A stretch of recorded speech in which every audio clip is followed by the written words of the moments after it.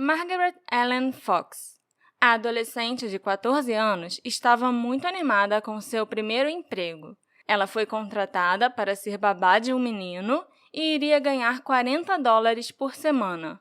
É triste que o emprego não existisse, o menino não existisse, o contato do homem que a contratou fosse falso e ela nunca mais fosse vista.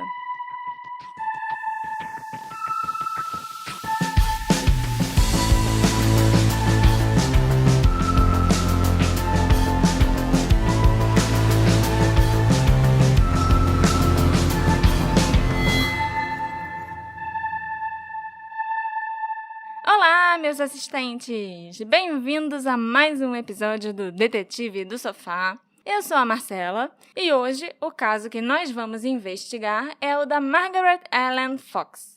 Como eu já te disse na introdução, a Margaret era uma adolescente de 14 anos, super fofa e que estava louca para conseguir o seu primeiro emprego de babá.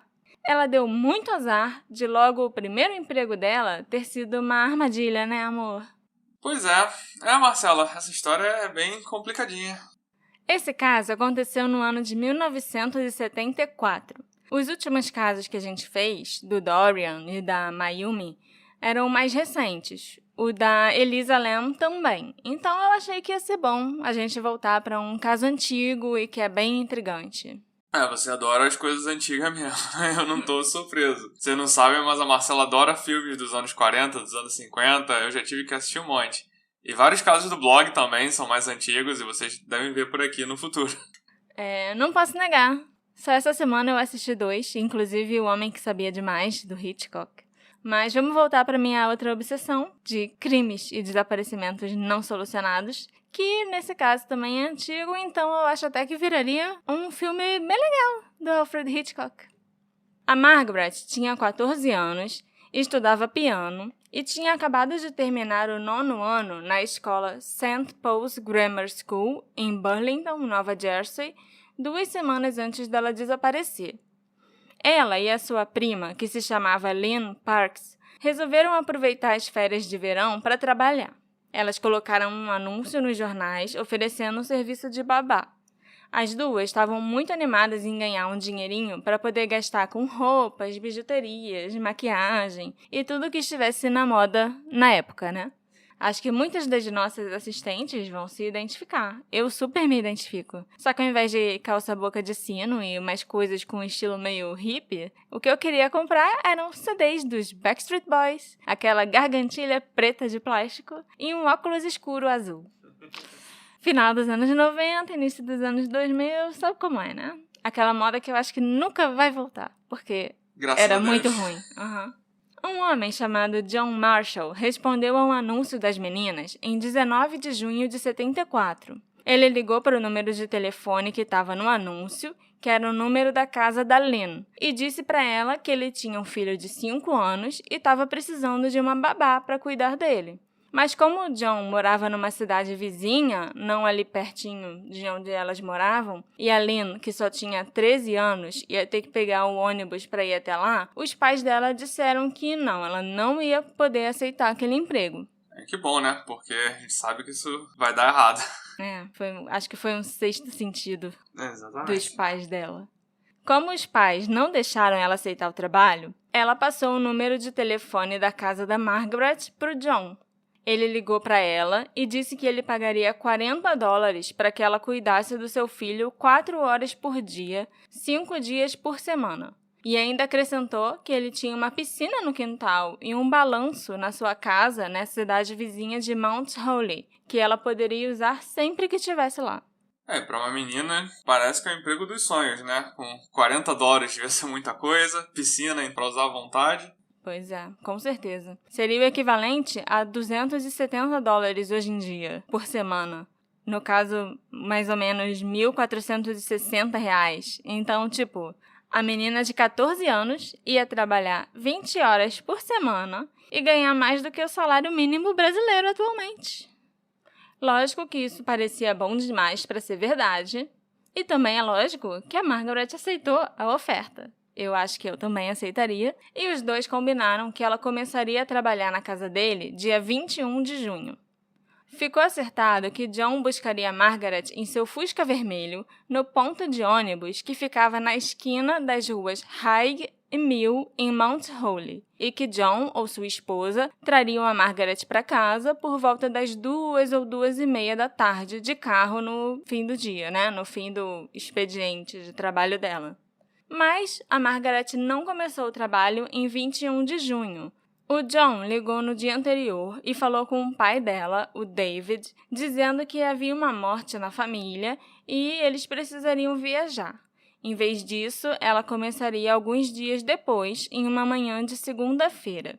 No dia 24 de junho, a Margaret acordou muito animada. O irmão mais novo dela, o Joe, a acompanhou até o ponto de ônibus e viu a Margaret entrar no ônibus que levava para Mount Holly. Ela estava vestindo uma blusa azul clara com uma estampa floral, calça jeans marrom, de boca larga, lógico, e estava com uma jaqueta quadriculada azul marinho e branca amarrada na cintura. Ela também usava um colarzinho dourado com flores e uma pedrinha azul e uma pulseira dourada também com uma pedrinha azul. Ela levou uma mochila marrom com seu maiô, claro, né? Tinha que aproveitar a piscina logo no primeiro dia, e a caixinha dos óculos. Você falou das roupas dela, mas acho que você esqueceu de falar como ela era. É verdade. Eu lembrei até de falar da roupa mesmo e esqueci da Margaret, coitada. Ela era branca, tinha cabelos castanhos, olhos azuis e era cheia de sardas no rosto. Quando ela desapareceu, ela estava sem 2 dentes superiores, mas eu não sei por quê. Dente da frente? Sem 2 dentes na parte de cima, na frente.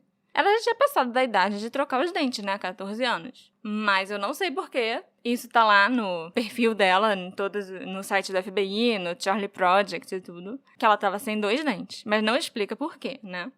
Ela também usava óculos que tinham uma armação dourada. Eu vou botar a foto dela nas nossas redes sociais, mas é verdade, é sempre bom a gente descrever aqui, porque pode ser que a gente tenha ouvintes cegos e eles não podem se sentir excluídos. Os pais da Margaret tinham pedido que ela ligasse para eles assim que chegasse na casa do John para avisar que chegou bem. Coisa de todo pai e mãe preocupado mesmo, né? Mas ela não ligou. Eles pensaram que ela devia ter esquecido de ligar, como também é super normal. Eu mesma sempre esqueço de avisar que cheguei para qualquer pessoa que me peça. E você esquece às vezes também, Alexandre.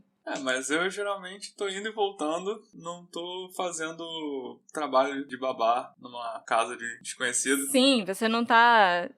vou pegar o ônibus, vou descer no ponto pro cara me pegar e me levar pra casa dele. É bem diferente. Eles chegaram a pensar em ligar pro número que o John havia dado, da casa dele, para saber se ela chegou bem. Mas era só o primeiro dia de trabalho dela e eles não queriam incomodar. E também não tinham motivos para imaginar que havia algo errado. Mas a manhã passou, deu 2 da tarde, 2:30, 3 horas, e aí sim eles começaram a entrar em pânico, porque ela já devia estar em casa. A mãe da Margaret, Mary, então ligou para o número que o John tinha dado. Depois de chamar muitas vezes, uma mulher finalmente atendeu. Mary pediu para falar com John Marshall e a mulher disse que não tinha ninguém com esse nome ali não. Pensando que ela podia ter discado algum número errado, a Mary ligou novamente. Dessa vez um homem atendeu. Ela perguntou se ele era John e o homem disse que não. Ela perguntou se o John estava em casa, né, se aquele número era dele, e o homem disse para ela que aquele número para o qual ela estava ligando era de um telefone público.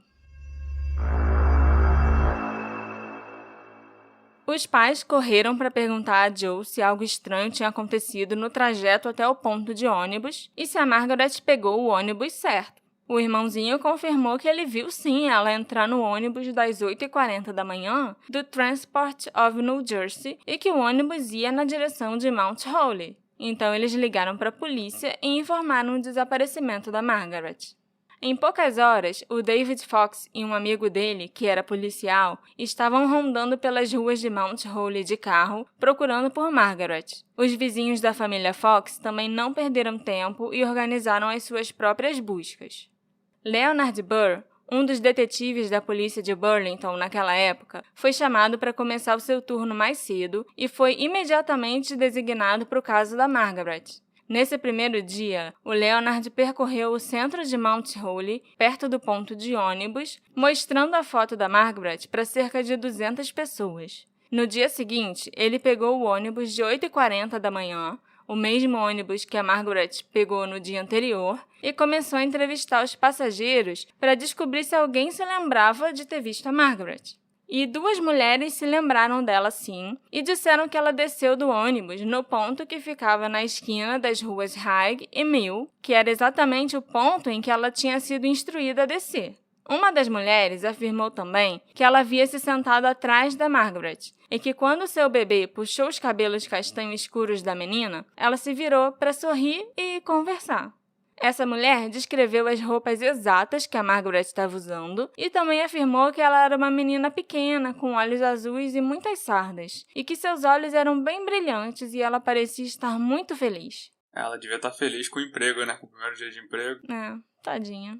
Os registros da investigação conduzida pelo Leonard também incluem uma entrevista com a segunda testemunha que estava no ônibus. Ela relatou ter descido no mesmo ponto que a Margaret e que a viu se aproximando de um homem que devia ter uns 20 e poucos anos e que estava num carro vermelho. Esse homem foi depois localizado pela polícia e, no seu depoimento, ele afirmou que a menina se aproximou dele e perguntou se ele era John Marshall. Ele disse que não, ela pediu desculpas e saiu andando.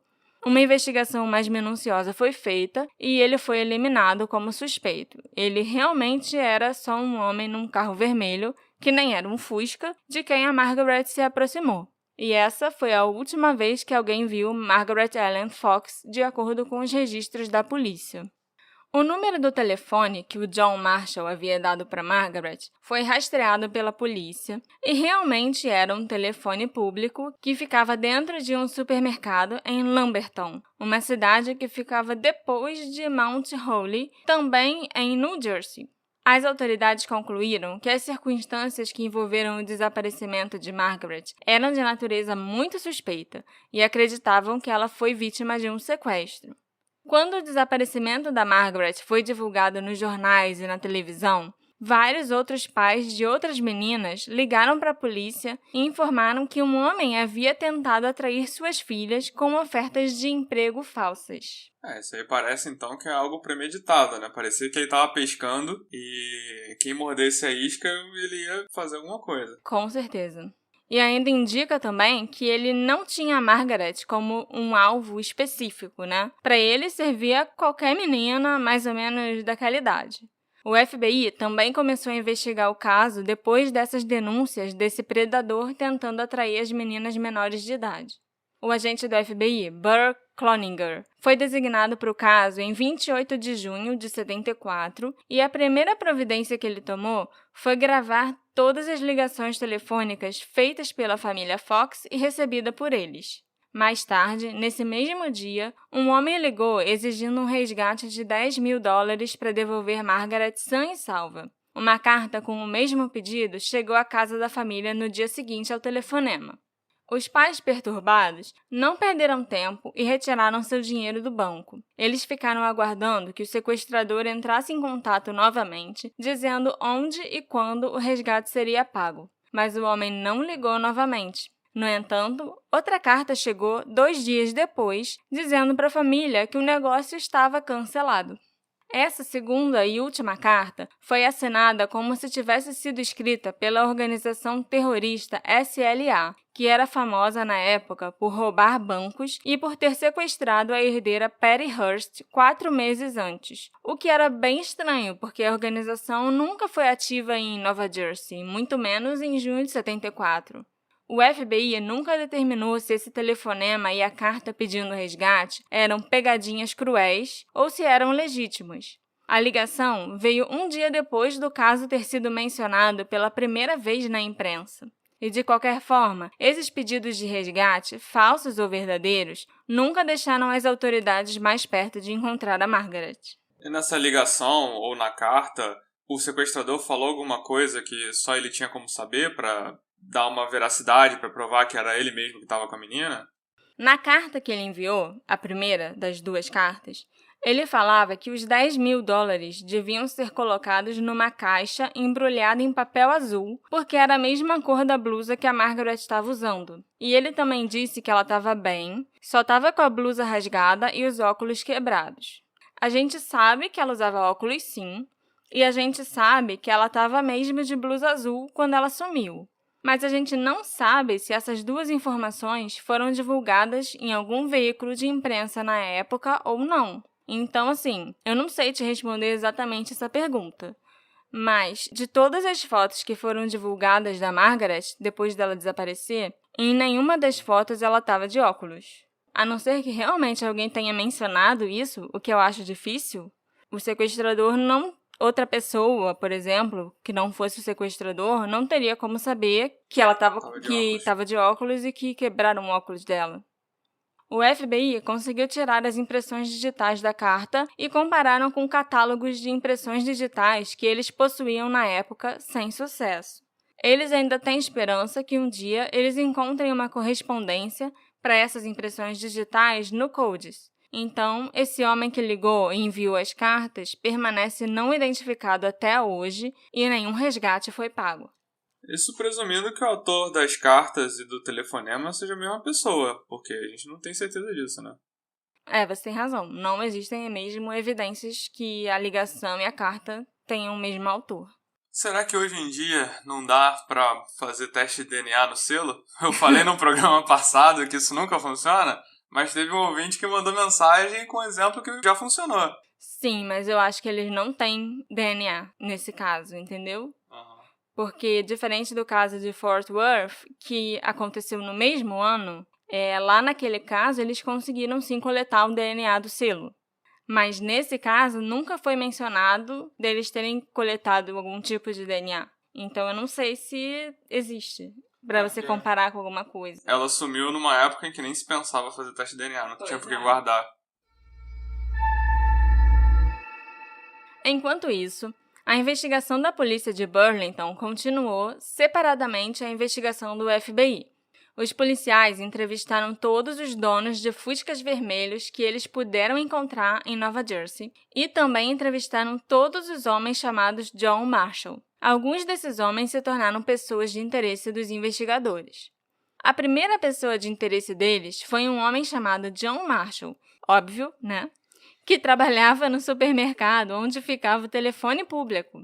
Isso por si só já faz dele um suspeito, mas ele seria bem burro de dar o nome verdadeiro dele e o número de um telefone que ficava no trabalho dele se ele realmente tivesse a intenção de sequestrar a menina.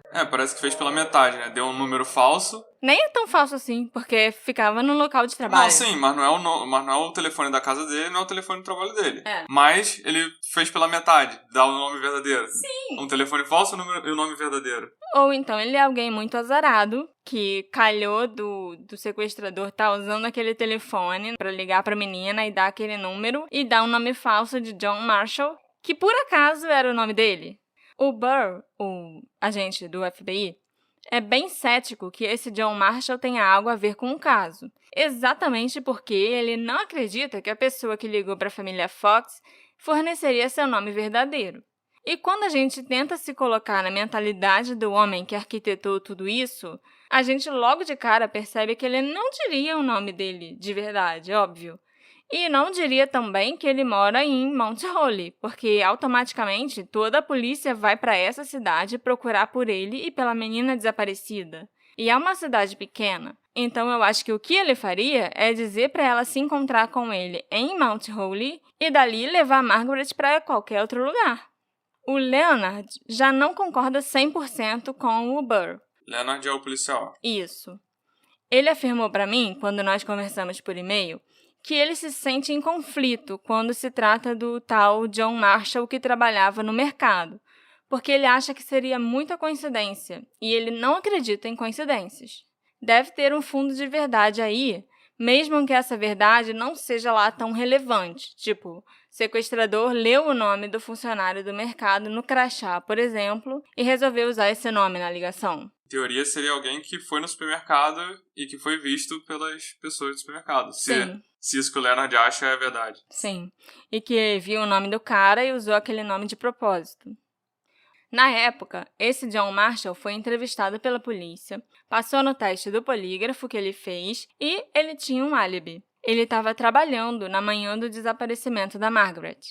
Ele e todos os seus colegas de trabalho foram investigados e também eliminados da lista de suspeitos. O polígrafo em si não vale de nada, né? Mas se ele tem um álibi e esse álibi foi investigado direitinho, realmente não tem mais por que achar que ele é um suspeito. Claro. Eu nunca faria um teste do polígrafo se me pedissem.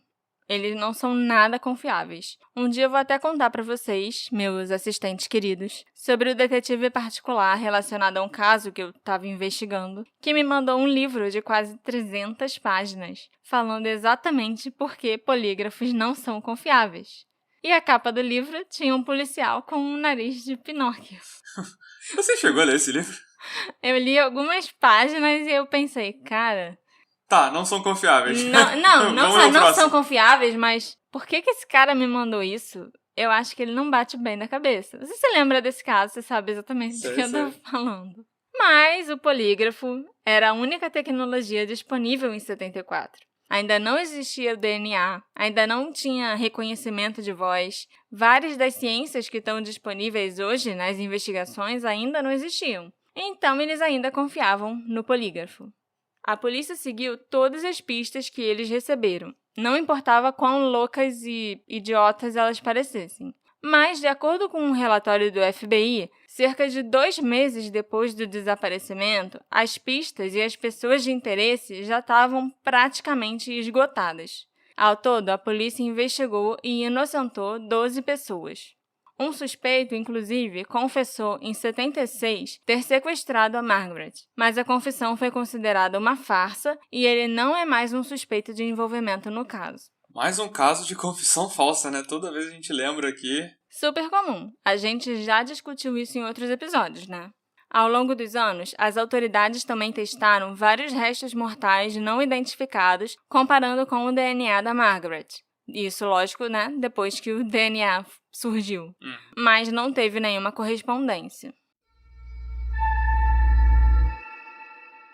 Embora a polícia local, a polícia estadual de Nova Jersey e o FBI tenham trabalhado no caso da Margaret em 74, o processo foi muito diferente dos esforços cooperativos e colaborativos que são comuns ultimamente. Hoje em dia, de acordo com John Fine, o atual capitão da polícia de Burlington, o departamento trabalha perfeitamente com outras agências.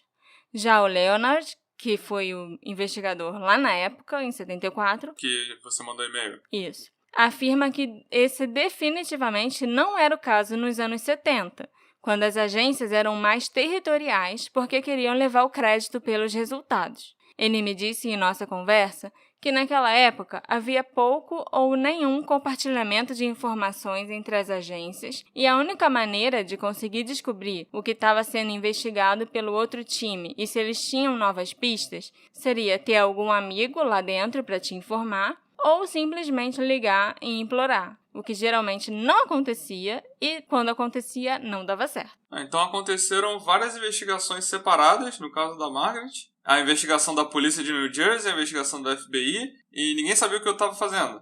Podia até ser que uma agência perdesse tempo e dinheiro investigando alguma pista, algum beco sem saída, que a outra já tinha investigado e que não tinha dado em nada. Exatamente. E é lógico que isso impediu que os investigadores das 3 agências tivessem informações críticas que eles podiam precisar. E o caso da Margaret pode ter sofrido as consequências. Eu tenho a impressão que isso só deve ter melhorado depois do 11 de setembro. Sim. Que foi quando cada agência, o FBI tinha umas informações, a CIA tinha outras informações, a polícia tinha outras informações. Se todo mundo juntasse, eles conseguiam ter impedido o 11 de setembro. Sim. Então, eu acho que depois disso... A NSA também. A NSA também. Acho que depois disso, os Estados Unidos viu que isso era um problema e deu um jeito de consertar. Sim, e aí criou esses bancos de dados que todo mundo consegue ter acesso. Tipo o CODIS, por exemplo, que eu já mencionei, que é o banco de dados com o DNA de todo mundo que já foi preso, que já foi suspeito e tudo isso, que foi criado pelo FBI, mas toda a polícia normal, assim, pode ter acesso. A polícia de Burlington está tentando desfazer os danos que a investigação sofreu no passado.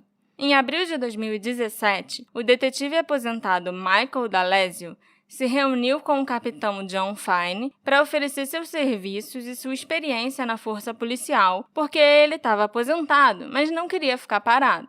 Ele pediu para o John Fine para dar algum caso para ele revisar, mesmo que já fosse um caso antigo ou que tivesse arquivado. Ele nem era da cidade mesmo, de Burlington. Depois que se aposentou, foi morar lá e aí resolveu que, meu Deus do céu, tô ficando louco dentro de casa, eu preciso arrumar uma coisa pra fazer. Ele era um velhinho aposentado que precisava de um hobby. Um velhinho policial aposentado. Sim. E que hobby melhor do que investigar um caso antigo, né? Eu que o diga.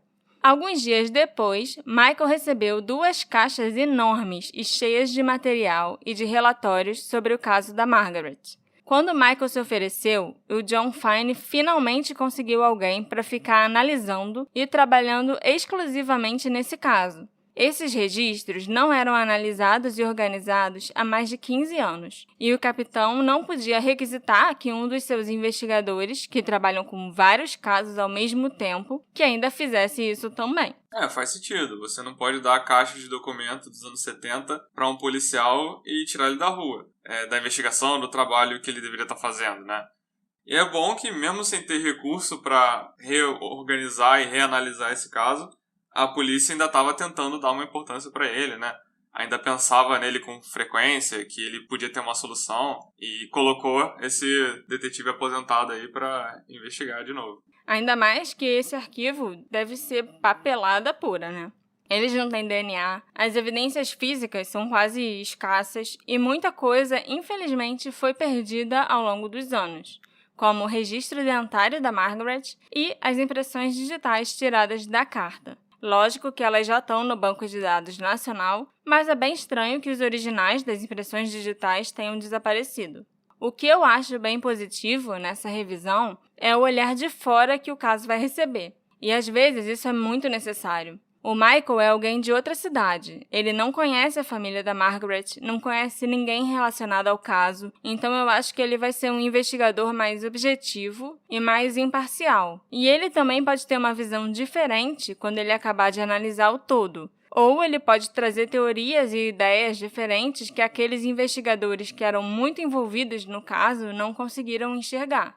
O Michael já conseguiu a maior parte dos arquivos do FBI sobre o caso da Margaret, mas ele ainda quer conversar com os investigadores do caso, tanto da Polícia Estadual quanto do FBI. E ele ainda espera conseguir uma evidência muito importante que o FBI ainda não liberou para ele: os diários da Margaret. Ele também ainda não falou com os familiares e amigos dela. Ao contrário do Michael, eu já falei com os familiares da Margaret. Na verdade, com um deles, o Joe Fox, o irmão mais novo que levou a Margaret até o ponto de ônibus naquele dia. E ele me disse que ela nunca sai da cabeça dele e que ele é muito grato aos investigadores por continuarem tentando encontrar respostas. Enquanto ele crescia, os policiais da cidade frequentemente entravam em contato com a sua família para dar atualizações sobre o caso e responder às perguntas que eles tivessem. Atualmente, eles já não entram em contato com tanta frequência, mas o Joe ainda quer saber o que aconteceu com a sua irmã, porque ele precisa disso, para conseguir ter paz. Eu nem imagino como é que a família de uma pessoa desaparecida deve se sentir, né? O Joe é o único parente vivo dela hoje? Não. Os pais dela já morreram há alguns anos, mas tem outros irmãos além do Joe que ainda estão vivos. Por muito tempo, a família toda acreditou que a Margaret ainda ia voltar, que ela ia reaparecer e estaria viva e bem. Mas isso foi mudando com o passar dos anos. Realmente, 46 anos é muito tempo. Eu perguntei para o Joe como foi a infância deles e as lembranças que ele tem da Margaret. E ele disse que ele se lembra dela bem moleca, que gostava de brincar com ele, subir em árvore, andar de trenó e patinar no gelo no inverno, e eles gostavam de passar os verões em Seaside ou na piscina do quintal. O Joe também me disse que a família era muito próxima e que os irmãos eram melhores amigos. Mas quando chegou na adolescência, a Margaret começou a se interessar mais pelas mesmas coisas das meninas da sua idade, tipo roupa, moda, maquiagem, acessórios. Mas ela não tinha muitas amigas com quem conversar e dividir tudo isso.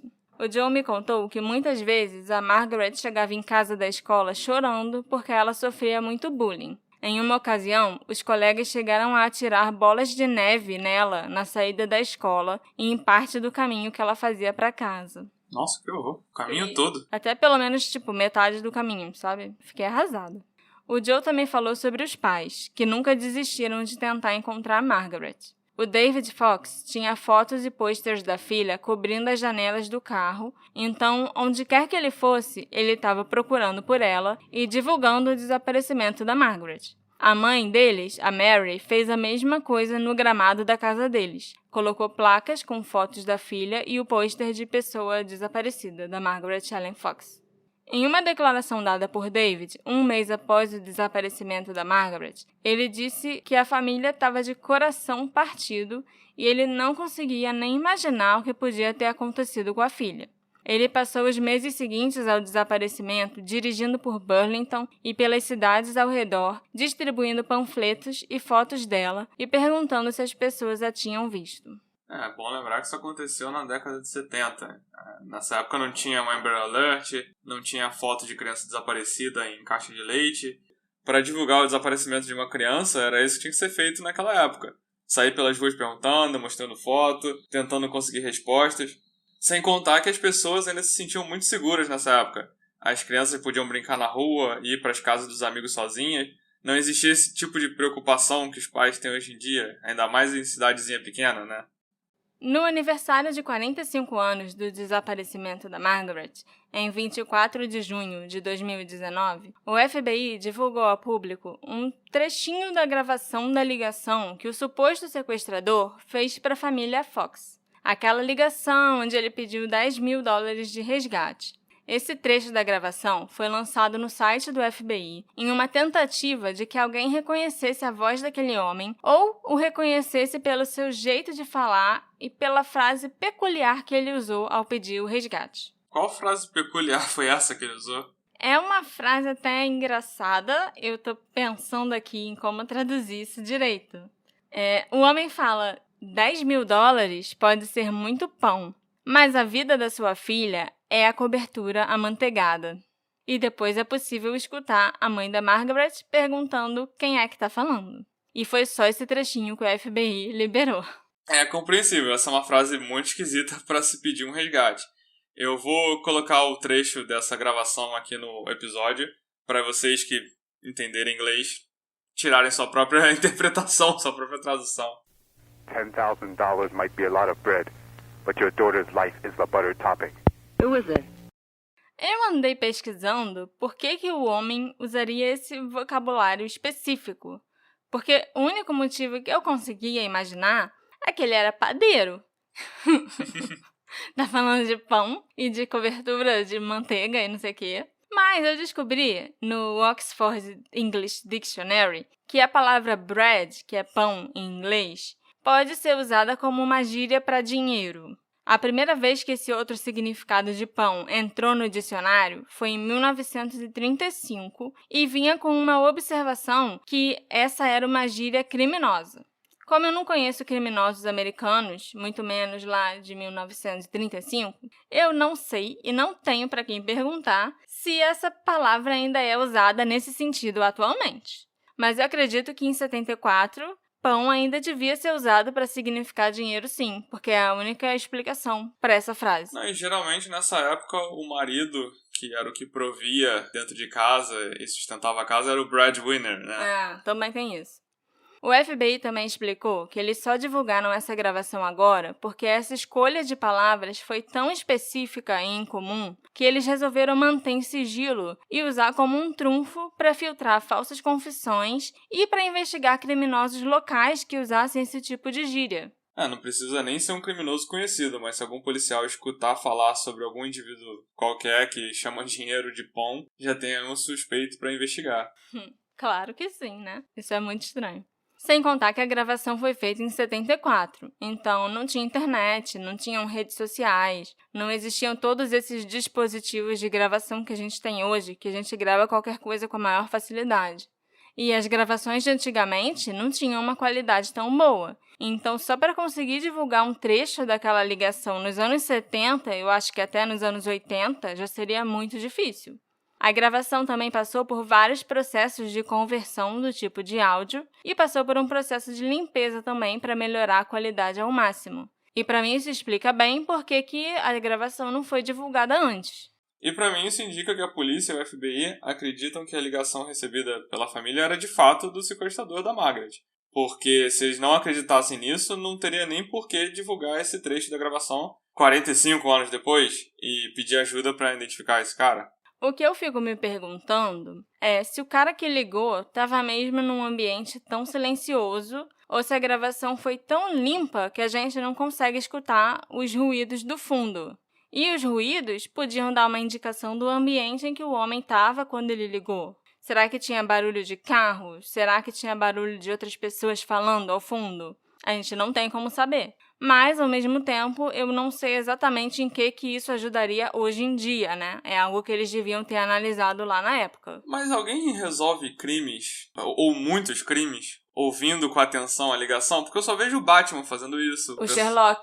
O Sherlock faz. São pessoas na TV, entendeu? Eu não sei, vai, que isso funciona. Aí a pessoa, estou ouvindo um apito de barco. Esse apito é do barco tal.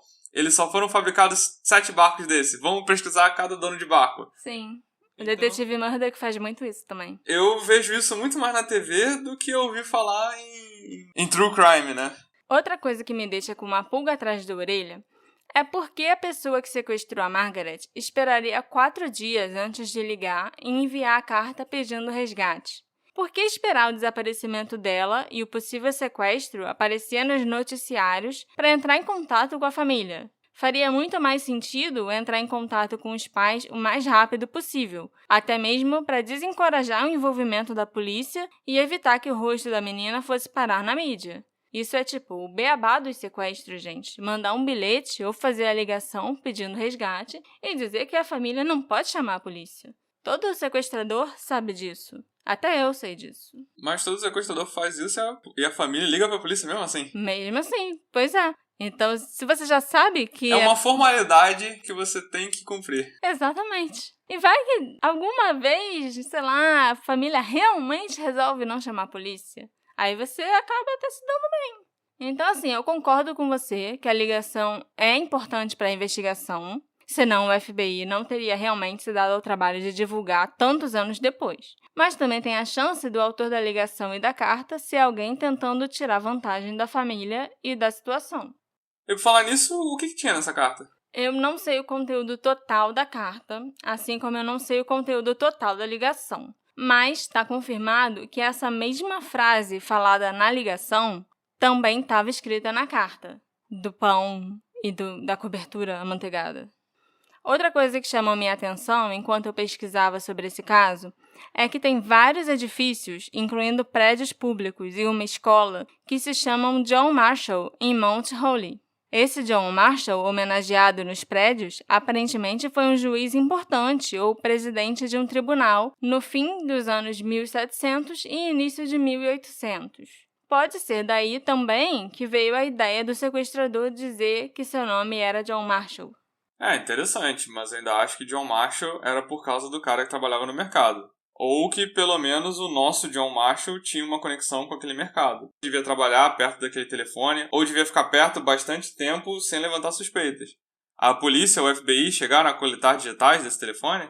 Não sei se tentaram, mas ia ser muito difícil de coletar impressões de um telefone público. Muita gente devia usar aquele telefone todos os dias, sabe? Hoje em dia a gente tem celular e nem existe mais orelhão na rua. Mas naquela época, se você tinha saído de casa e queria falar com alguém, você tinha que usar um telefone público. Então, eu não sei se isso daria em alguma coisa. Porque realmente o telefone público era muito, muito usado. Só nas 2 vezes que a mãe da Margaret ligou para esse número, 2 pessoas diferentes atenderam. Como em qualquer caso de desaparecimento, onde a pessoa nunca mais é vista, praticamente qualquer cenário é uma possibilidade. O que eu acho mais provável, é claro, é que a Margaret tenha chegado ao ponto de ônibus, encontrado o John Marshall, que não devia estar num Fusca vermelho, ele devia estar em outro carro, ou então até num Fusca, mas de outra cor, e inventou uma desculpa para a menina, e que ele levou ela para um lugar e a assassinou. Claro que ele pode ter feito muitas outras coisas com ela antes de matar, mas eu prefiro não especular o que ele pode ter feito com uma menina que só tinha 14 anos. Também é possível, embora seja muito pouco provável, que alguma outra pessoa aleatória e não identificada tenha sequestrado a Margaret enquanto ela esperava por John no ponto de ônibus. Mas isso não explicaria por que o John não teria aparecido e ajudado nas investigações se ele não fosse culpado. O que você acha, Alexandre? Eu concordo com você. Eu acho que isso tudo foi uma armadilha. Era um cara que estava pescando por alguma adolescente. E infelizmente foi a Margaret que caiu, mas se não fosse ela ia ser outra. E ele encontrou com ela, buscou ela lá e levou para casa e só Deus sabe o que aconteceu.